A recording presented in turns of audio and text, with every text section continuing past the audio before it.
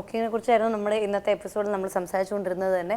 അപ്പോൾ ശരിക്കും പറഞ്ഞാൽ ഈ സ്മോക്കിംഗ് എന്നുള്ള ഈ ഒരു വിപത്ത് സ്റ്റാർട്ട് ചെയ്യുന്നത് തന്നെ വളരെ ബുദ്ധിമുട്ടിയാണ്. ഇപ്പോൾ സ്മോക്കിംഗ് ആണെങ്കിലും അത് ഡ്രിങ്കിങ് ആണെങ്കിലും അത് ഒട്ടും ഒരു പ്ലസൻറ്റ് അനുഭവമല്ല. ഇന്നേ വരെ സ്മോക്ക് ചെയ്യാത്ത ഒരാൾ ആദ്യമായി സ്മോക്ക് ചെയ്യുമ്പോൾ ശരിക്കും ചുമച്ച് ഇല്ലാണ്ടായിട്ടാണ് ശരിക്കും സ്മോക്കിംഗ് അനുഭവിക്കുന്നത് തന്നെ ആദ്യമായിട്ട് എക്സ്പീരിയൻസ് ചെയ്യുന്നത്. ഇത് എങ്ങനെയാണ് ഇത്രയും ഒരു ബുദ്ധിമുട്ടുള്ള ഒരു ബിഗിനിങ്ങിൽ നിന്നും ഇങ്ങനെ ഒരു നമ്മുടെ ജീവിതത്തിൻ്റെ ഒരു ഭാഗമാകുന്ന ഒരു ട്രെൻഡിലേക്ക് പോകുന്നത്, ആ ഒരു വഴി എങ്ങനെയാണ് എന്നുള്ളത് ഞാൻ എപ്പോഴും ആലോചിച്ചിട്ടുണ്ട്. എന്തെങ്കിലും ഒരു ഹാബിറ്റ്സ് ഡെവലപ്പ് ചെയ്യുന്നത്. ഇപ്പോൾ നമ്മൾ 3 നേരം ഭക്ഷണം കഴിച്ചിട്ട് ഒരു കേക്ക് ആദ്യത്തെ ടേസ്റ്റിൽ തന്നെ ഇഷ്ടപ്പെട്ട് പിന്നെയും ആ കേക്ക് പോയി വാങ്ങിക്കുന്ന ടെൻഡൻസി അല്ലല്ലോ ഇത്. അപ്പോൾ എനിക്ക് ഒരിക്കലും മനസ്സിലാവാത്ത ഒരു ടെൻഡൻസിയാണ്. ചിന്തിച്ചിട്ടുണ്ട്. അതെ അതെ, സ്മോക്കിംഗ് ആണെങ്കിലും അതെ, ഡ്രിങ്കിങ് ആണെങ്കിലും. ഡ്രിങ്കിങ്ങും പിന്നെ നമുക്ക് ഇഷ്ടമുള്ള വെറൈറ്റീസും പലതരം എന്താണ് ഫ്ലേവേഴ്സും ഒക്കെ വരുന്നുണ്ട്. അതുകൊണ്ട് അത് കുഴപ്പമില്ല. പക്ഷേ സ്മോക്കിംഗ് എന്നുള്ളത് ഇപ്പോൾ സ്മോക്കിങ്ങിന്റെ ഒരു വേരിയേഷനാണ് ഹുക്ക. ഈ ഇങ്ങനെ ഗർഗിൾ ചെയ്തുകൊണ്ടുള്ള അതിലൊക്കെ നല്ല ഫ്ലേവേഴ്സ് ഉള്ള മാംഗോയും അങ്ങനെ പലതരം ഫ്ലേവേഴ്സ് ഉള്ള പുക നമുക്ക് ഉള്ളിലേക്ക് കടത്താൻ പറ്റും. പക്ഷെ എങ്കിൽ പോലും അതൊരു സുഖമുള്ള അനുഭവമാണ്. അത് മാത്രമല്ല, പലരും നമ്മൾ ഇത്തരത്തിൽ പുകവലി ദോഷമാണ്, പുകവലി ഒരുപാട് ദോഷം ചെയ്യും അങ്ങനെയൊക്കെ പറയുമ്പോഴും ചിലർ പറയാറുണ്ട്, പുകവലിക്കുന്നവർ അല്ലെങ്കിൽ മദ്യപിക്കുന്നവർ, ഇത്തരം ദുശീലങ്ങളുള്ള പലരും ഒരുപാട് വർഷം ജീവിച്ചിരിക്കുന്ന കാണാറുണ്ടല്ലോ. ജീവിതത്തിന്റെ ആയുസ് ഇത്രയും കുറയ്ക്കുമെന്നൊക്കെ നിങ്ങൾ പറയുമ്പോഴും ഇത്രയധികം 90-95 വയസ്സ് വരെയൊക്കെ ഇങ്ങനെയൊക്കെ ജീവിച്ചിരിക്കുന്നവരെ കാണാറുണ്ടല്ലോ എന്ന് പറയാറുണ്ട്. അതിനും ഉള്ള ഒരു ശാസ്ത്രീയമായ അടിത്തറ ഈ അടുത്തിടയ്ക്ക് നടത്തിയ ഒരു സർവേയിൽ അല്ലെങ്കിൽ ഒരു പഠനത്തിൽ കണ്ടെത്തിയിരുന്നു. അതായത് ഇവർക്ക് പാരമ്പര്യമായി കിട്ടുന്ന ചില ജീനുകളാണ് ഇവരുടെ ആയുർദൈർഘ്യം ഇത്രയും കൂട്ടിക്കൊടുക്കുന്നത്. അത് എല്ലാ കാലത്തും നിങ്ങളെ സഹായിച്ചെന്നിരിക്കില്ല. ചില സമയത്ത് അല്ലെങ്കിൽ ചിലരിൽ മാത്രമേ അങ്ങനെയുള്ള കാര്യങ്ങൾ വർക്കാവുള്ളൂ. അത് അങ്ങനെ ഒരു ന്യായം പറഞ്ഞുകൊണ്ട് പുകവലിയിലേക്കോ അല്ലെങ്കിൽ എനിക്ക് ഇഷ്ടമുള്ള പോലെ ഞാൻ ജീവിക്കുമെന്നോ ഒരു രീതി പറയുന്നതിനോട് നമുക്കൊരിക്കലും യോജിക്കാനും പറ്റില്ല. തീർച്ചയായിട്ടും പറ്റില്ല. അപ്പോൾ ശരിക്കും പറഞ്ഞാൽ പുകവലിയുടെ മറ്റ് വിശേഷങ്ങൾ പറയാം അടുത്ത സെഗ്മെന്റ് കഴിഞ്ഞിട്ട് വരാം. നമുക്ക് അടുത്ത സെഗ്മെന്റ് പ്രണവം.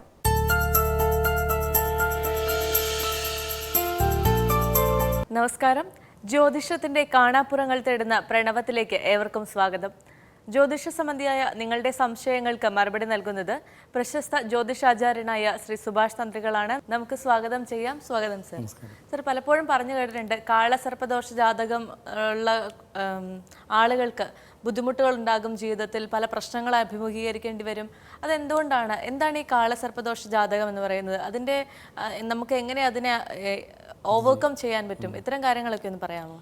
ഈ കാളസർപ്പദോഷ ജാതകം എന്ന് പറയുന്നത് തന്നെ ഇതിൽ തന്നെ ഒരു തെറ്റ് വരുന്നുണ്ട്. അതായത് കാളസർപ്പദോഷ ജാതകം എന്ന് പറഞ്ഞിട്ട് ആചാര്യന്മാർ കണ്ടെത്തുന്ന ഒരു കൺസെപ്റ്റ് എന്താണെന്ന് വെച്ചാൽ, അതായത് കാളസർപ്പദോഷ ജാതകം എന്ന് പറയുന്നത് തന്നെ രാഹുകേതുക്കൾ, നവഗ്രഹങ്ങളിൽ രാഹുകേതുക്കൾ മറ്റു ഗ്രഹങ്ങളെയെല്ലാം അവരുടെ ഉള്ളിലാക്കിയിട്ട്, അതായത് രാഹുവും കേതുവും മാത്രമേ പുറത്തുണ്ടാവുള്ളൂ, മറ്റുള്ള ഗ്രഹങ്ങളെല്ലാം അതിൻ്റെ അകത്തായിരിക്കും, മറ്റുള്ള രാശികളിലായിരിക്കും.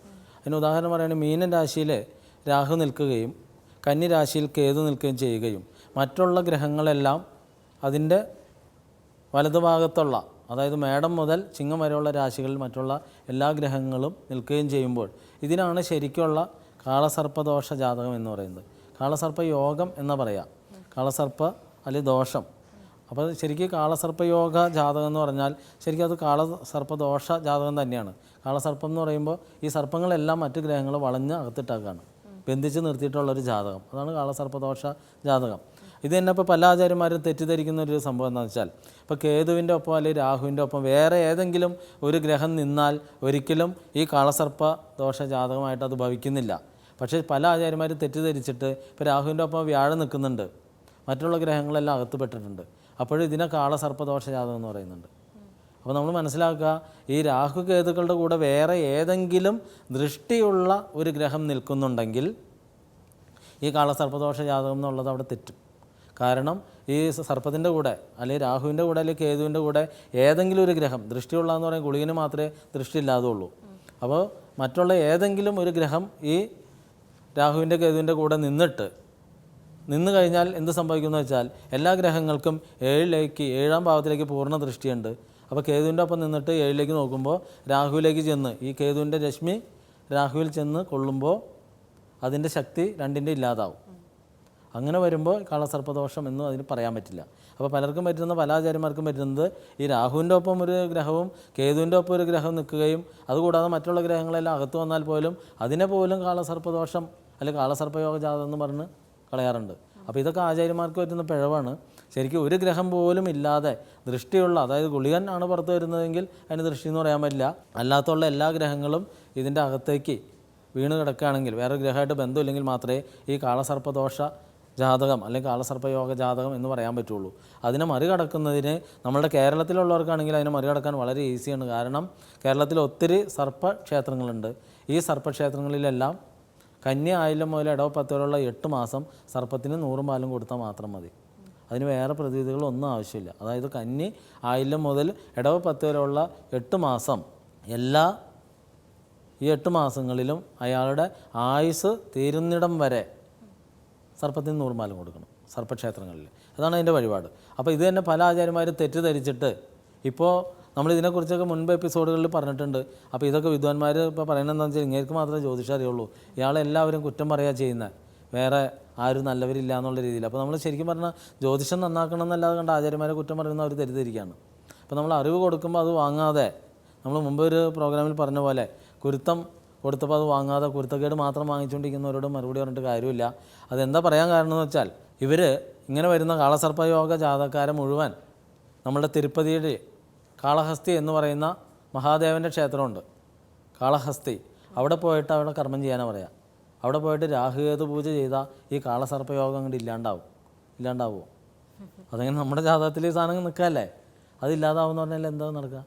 അപ്പോൾ കാളഹസ്തിയിൽ പോയിട്ട് വേണം ചെയ്യാൻ. അതിൻ്റെ ചെയ്യുന്ന പ്രതിവിധി എന്താ?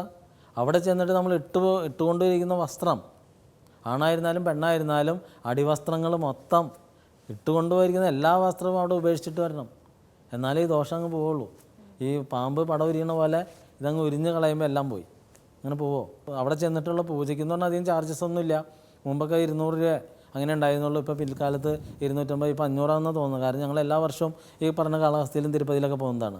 അപ്പം ഞങ്ങൾ ഇതേവരെ അവിടെ ചെന്നിട്ട് ഈ രാഹുകേതു പൂജയും ചെയ്തിട്ടില്ല.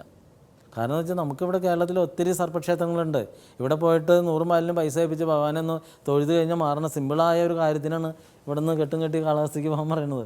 അപ്പോൾ നമ്മൾ കാളഹസ്തി പോകുന്നതിന് തെറ്റൊന്നും പറയുന്നില്ല. കാളഹസ്തി പോയിട്ട് നമുക്ക് ശിവനെ കാണാം. ഭഗവാനെ കണ്ടു കഴിഞ്ഞാൽ അവിടുത്തെ ഒരു പ്രത്യേകതയുണ്ട്. ശിവലിംഗം ഓരോ വർഷത്തിലും അളവെടുത്ത് കഴിയുമ്പോൾ ഓരോ ഇഞ്ച് വളരുന്നുണ്ടെന്ന് പറയാം. ചെറിയ വളർച്ച ശിവലിംഗത്തിന് സംഭവിക്കുന്നുണ്ട്. അപ്പോൾ അത്രയും അത്യപൂർവമായ ഭഗവാന്റെ ദർശനം നമുക്ക് സാധിക്കും കാളഹസ്തി പോയാൽ. അതുകൊണ്ട് കാളഹസ്തി പോകുന്നതിന് ഞാൻ ഒരിക്കലും നിഷിക്കുന്നില്ല. നമ്മൾ പറയുന്ന പ്രോഗ്രാം കേൾക്കുന്നവർ ശ്രദ്ധിക്കേണ്ട ഒരു കാര്യം, കാളഹസ്തിയെ ഞങ്ങൾ നിഷിച്ചു എന്നാണ് അവർക്ക് തോന്നണത്. നമ്മൾ കാളഹസ്തിയെ നിഷിക്കുന്നില്ല. നമ്മൾ പറയുന്നത് കാളസർപ്പയോഗം എന്ന് പറഞ്ഞിട്ട് ഒരു ഗതിയില്ലാത്ത ഒരുത്തനോട് തിരുപ്പതി പോയി കാളഹസ്തിയിൽ പോയിട്ട് ഈ വഴിപാട് ചെയ്ത് വരാൻ പറയുമ്പോൾ അവിടെ പോണതിൻ്റെ ബുദ്ധിമുട്ട്, പോയി വരണതിന് ദിവസങ്ങൾ എടുക്കണം. അപ്പോൾ അതിന് ചിലവാകുന്ന പൈസ, അതൊക്കെ ഒരു നിർധനനായിരിക്കുന്ന ഒരാളെ കൊണ്ട് സാധിക്കാത്തൊരു കാര്യമാണ്. അപ്പോൾ അങ്ങനെയുള്ളവരോടൊക്കെ ഇവിടെ പോയിട്ട് ഇങ്ങനെയുള്ള ഇത് ഇട്ടുകൊണ്ടിരിക്കുന്ന എല്ലാ വസ്ത്രങ്ങളും അവിടെ ഉരിഞ്ഞ് അടിവസ്ത്രം വരെ ഉരിഞ്ഞിട്ടിട്ട് പിന്നെ പുതുവസ്ത്രം ധരിച്ച് വന്നാൽ ഇത് മാറുമെന്ന് പറഞ്ഞാൽ വല്ലതും നടക്കുമോ? അങ്ങനെ എൻ്റെ അടുത്ത് 10 പ്രാവശ്യം പോയിട്ട് ഒരു മാറ്റം വരാത്ത ആൾക്കാരൊക്കെ എൻ്റെ അടുത്ത് വന്നിട്ടുണ്ട്. അപ്പോൾ ഞാൻ അവരോട് പറയും, ഈ വിഡിത്തത്തിൽ നിങ്ങളെന്തിനാണ് പോയത്? നിങ്ങൾക്ക് ഈ ഭാഗത്തുള്ളവർക്കൊക്കെ ആണെങ്കിൽ ഇവിടെ മണ്ണാർശാലയുണ്ട്, വെട്ടിക്കോടുണ്ട്, അല്ലെങ്കിൽ അനന്തങ്കാടുണ്ട്. അങ്ങനെ സർപ്പക്ഷേത്രങ്ങൾ കേരളത്തിൽ ഒത്തിരി ഉണ്ട്. പിന്നെ തൃശ്ശൂരാണെങ്കിൽ പാതിരാക്കുന്നത്ത് മനയുണ്ട്, അതുകൂടാതെ പാമ്പുമേക്കാടുണ്ട്, പിന്നെ പെരളശ്ശേരിയിൽ ക്ഷേത്രമുണ്ട്. അങ്ങനെ കേരളത്തിൽ അങ്ങോളം ഇങ്ങോളം, പിന്നെ പാമ്പാടിയുണ്ട്.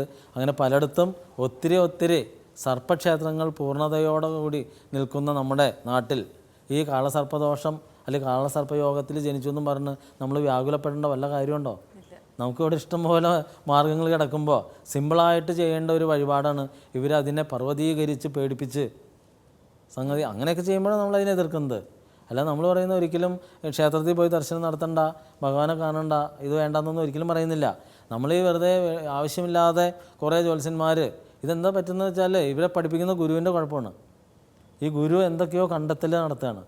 ഇതേപോലെ തന്നെ ഞങ്ങളുടെ എറണാകുളം ജില്ലയിൽ ഒരു വലിയ ക്ഷേത്രം, പണ്ട് വലുതല്ലായിരുന്നു, ഒരു 10-12 കൊല്ലം മുമ്പ് ഒരു മനുഷ്യൻ അറിയപ്പെടാതിരുന്ന ക്ഷേത്രം ഇപ്പോൾ വലിയ രീതിയിൽ അവിടെ എന്താ സംഭവിക്കാമെന്ന് വെച്ചാൽ നമ്മൾ രാവിലെ ആ ക്ഷേത്രത്തിലേക്ക് പോയി കഴിഞ്ഞാൽ അവിടെ നിറച്ച ആത്മാക്കൾ അങ്ങോട്ട് അലഞ്ഞു നടക്കുകയാണ് ആ റോട്ടിൽ നിറച്ച്. അതെന്താണെന്ന് വെച്ചാൽ മരിച്ചു കഴിഞ്ഞാൽ അവിടെ സായുജ്യം കൊടുക്കാൻ വേണ്ടിയിട്ട് ഈ ജ്യോത്സ്യന്മാരും കർമ്മികളൊക്കെ അവിടെ കൊണ്ടുപോയി ഇരുത്തലും കിടത്തലുമാണ്. അപ്പോൾ അതിൻ്റെ ഏറ്റവും വിചിത്ര ഭാവം എന്താണെന്ന് വെച്ചാൽ ഒന്നുകിൽ സായുജ്യം കൊടുക്കണമെങ്കിൽ ഒന്നിൽ മഹാദേവൻ്റെ അടുത്തായിരിക്കണം, അല്ലെങ്കിൽ മഹാവിഷ്ണുവിൻ്റെ അടുത്തായിരിക്കണം. അപ്പോൾ ഇവിടെ എന്താ സംഭവിക്കുകയെന്ന് വെച്ചാൽ അവിടെ മഹാദേവനും ഇല്ല, മഹാവിഷ്ണു ഇല്ല, പകരം അവതാര വിഷ്ണുവാണ് ഉള്ളത്. അവിടെ നരസിംഹവും കൃഷ്ണനുമാണ് ഉള്ളത്. അപ്പോൾ ഇപ്പോൾ ആളുകൾക്ക് മനസ്സിലായി തുടങ്ങി, നമ്മുടെ പ്രോഗ്രാം കണ്ട് മനസ്സിലായി. അതുകൂടാതെ ഇപ്പോൾ ചെല്ലുന്നവരോട് പറയുന്ന വേറൊരു സംഭവം, അതിൻ്റെ അടുത്തൊരു 3-4-5 ക്ഷേത്രമുണ്ട്, അവിടെ കൂടി വഴിപാട് ചെയ്താലേ ഇത് പൂർണ്ണമാവുള്ളൂ എന്ന് പറയുന്നത്. അപ്പോൾ എങ്ങനെയുണ്ട്? മുമ്പ് അവിടെ മാത്രം മതിയായിരുന്നു, ഇപ്പോൾ അടുത്തുള്ള ക്ഷേത്രങ്ങളിൽ കൂടി വഴിപാട് ചെയ്താലാണ് ഈ പിതൃവിന് മോക്ഷം കിട്ടുള്ളൂ.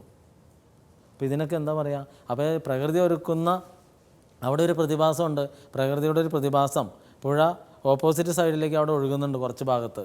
അപ്പോൾ ആ ഓപ്പോസിറ്റ് സൈഡിൽ പുഴ ഒഴുകുന്നത് ഭഗവാന്റെ അതിശയമായിട്ട് തെറ്റിദ്ധരിപ്പിച്ചിട്ട് അങ്ങനെയൊക്കെയാണ് മിറക്കിൾ വരുന്നത്. അതായത് അവിടെ പുഴ ഓപ്പോസിറ്റ് സൈഡ് ഒഴുകുന്നുണ്ട് കുറച്ച് ഭാഗം. അപ്പോൾ അത് ഒഴുകുമ്പോൾ അത് ഭഗവാൻ അവിടെ ഇരിക്കുന്നതുകൊണ്ട് മാത്രമാണ് ഇത് ഒഴുകുന്നത്. ഇത് പ്രകൃതിയുടെ പ്രതിഭാസമായിട്ട് ഒരിക്കലും അവർ പറയുന്നില്ല.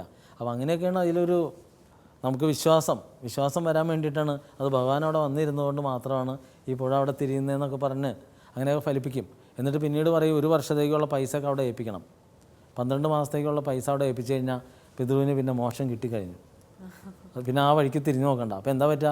മര്യാദ കൃത്യമായിട്ട് ബലിയിട്ടുകൊണ്ട് പോയിരിക്കുന്ന ഒരു കുടുംബമായിരിക്കും, ഒരു കുഴപ്പമില്ല, അവർ വലിയ പ്രശ്നങ്ങളില്ലാതെ മുന്നോട്ട് പോകുമ്പോഴാണ് ഈ ആചാര്യന്മാർ പറയും, വായിച്ച് സായുജ്യം കൊടുക്കണില്ലെന്ന് ചോദിക്കും. പിതൃവിന് സായുജ്യം കൊടുക്കണില്ല. ഇത് അങ്ങോട്ട് പോകുമ്പോഴും ചോദ്യം, ഇങ്ങോട്ട് പോകുമ്പോഴും ചോദ്യം. സ്വന്തക്കാർ ബന്ധുക്കാരൊക്കെ കേൾക്കുമ്പോൾ ഇത് തന്നെ ചോദ്യം, നിങ്ങൾ സായുജ്യം കൊടുക്കണില്ലേ?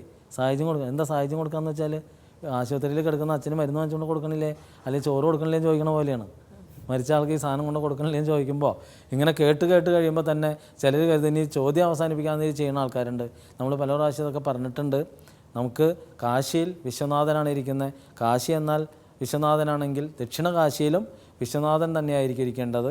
അങ്ങനെയെങ്കിൽ ഈ ദക്ഷിണകാശി എന്ന് പറയുന്നത് ആലുവ മഹാദേവ ക്ഷേത്രമാണ് ഈ ദക്ഷിണകാശി എന്ന് പറയുന്നത്. അപ്പോൾ നമ്മൾ ആദ്യം മനസ്സിലാക്കുക, ഓരോരുത്തരും ഓരോ കാര്യങ്ങളൊക്കെ പറഞ്ഞ് ഫലിപ്പിക്കുമ്പോൾ നമ്മൾ അറിയേണ്ട ഒരു കാര്യം, ഈ പറയുന്നതിൽ എന്തെങ്കിലും സത്യമുണ്ടോ യുക്തിയുണ്ടോ എന്നൊക്കെ ആലോചിച്ചിട്ട് മാത്രം ചാടി പുറപ്പെടുക. അല്ലാതെ കാള പെറ്റു എന്ന് പറയുമ്പോൾ തന്നെ കയറെടുത്തുകൊണ്ടൊന്നും ഓടണ്ട. കാള ഒരു കാരണവശാലും പെറില്ല എന്നുള്ളത് കൂടി മനസ്സിലാക്കിയിട്ട് വേണം നമ്മളുടെ യുക്തി കൂടി അവിടെ ഉപയോഗിക്കുക. നമ്മളുടെ ജീവിതം നമുക്ക് വേണ്ടി മാത്രമായിട്ട് തിരിക്കുക. ജ്യോതിഷ സംബന്ധിയായ നിങ്ങളുടെ സംശയങ്ങൾക്ക് ഞങ്ങൾക്ക് കത്തുകൾ എഴുതുക. കത്തുകൾ എഴുതേണ്ട വിലാസം: to the producer, ladies hour, Kaumudi TV, Pettah, Thiruvananthapuram. മറ്റൊരു വിഷയവുമായി വീണ്ടും കാണാം. നന്ദി, നമസ്കാരം.